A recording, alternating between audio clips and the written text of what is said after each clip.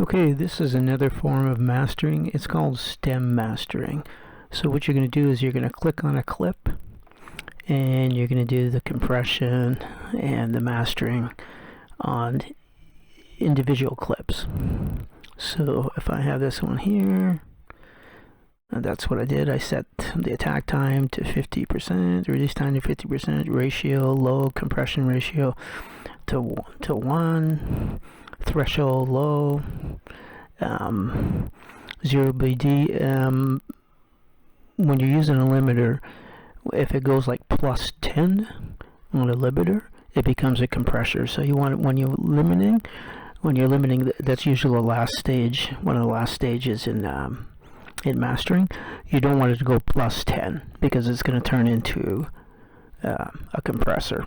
A limiter at plus 10 will turn into a compressor.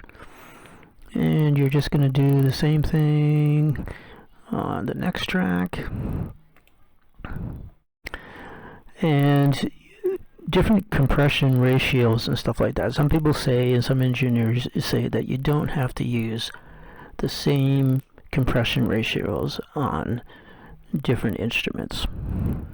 Right? You can mix it up. So if that's something you want to do. But over compression is not a good idea either.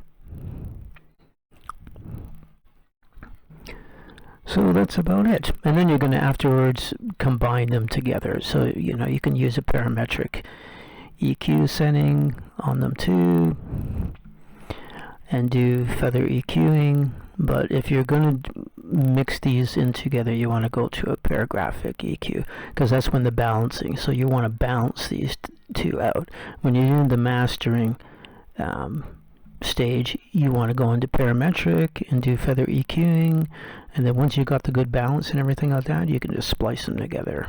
So that's called stem mastering, where you just use click on the individual tracks and you do the mastering individually.